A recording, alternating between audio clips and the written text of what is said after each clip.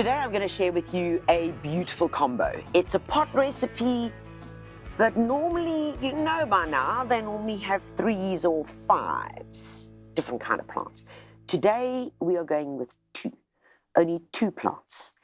And the plants are a classic look. They're a combination of grey and red. And we know that in gardening, when you combine grey with anything, it pops, it complements. It's like having a really good BFF.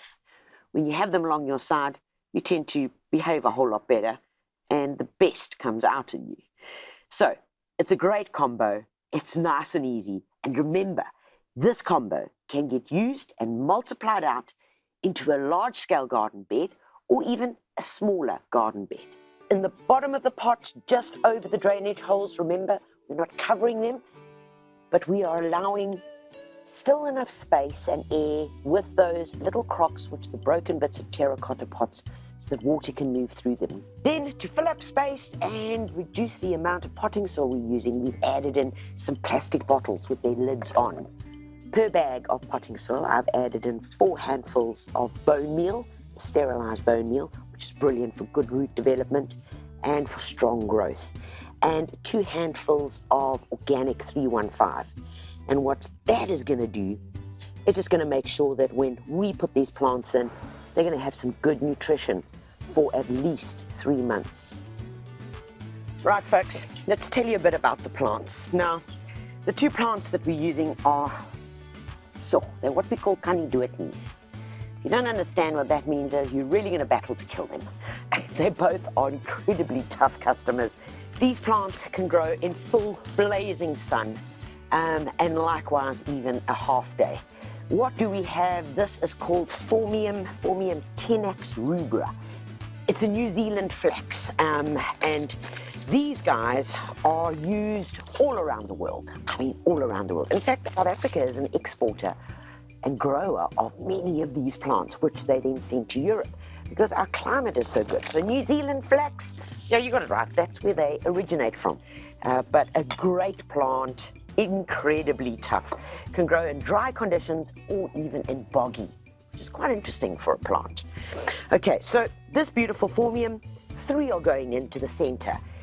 It is also known as the fountain grass, one of them, and that's what it's going to be.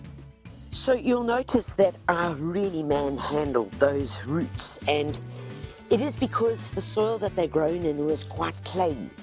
So I really have just teased away the existing soil, because when we release that and we've got all this great nutrition in the potting soil, these little root fibers are just going to take off like they have just had a Red Bull.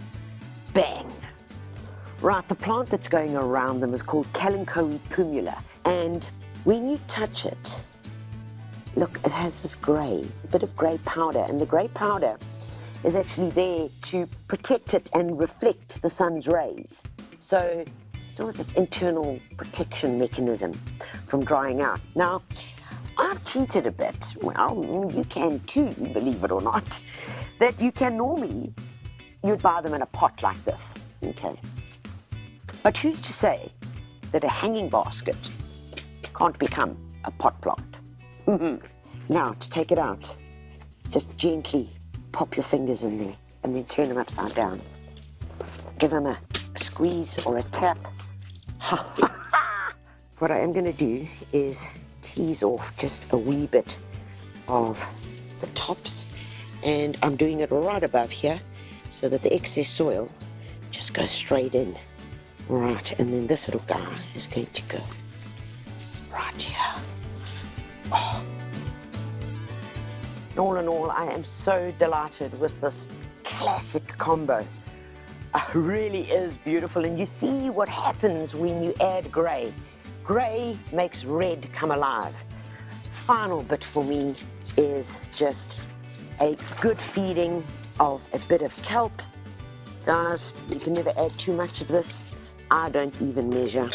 And what it is, it's called a pick-me-upper of planting. And whenever I plant or transplant, or something's just looking a bit off, like it might have a sniff, a runny nose, get a whack of kelp.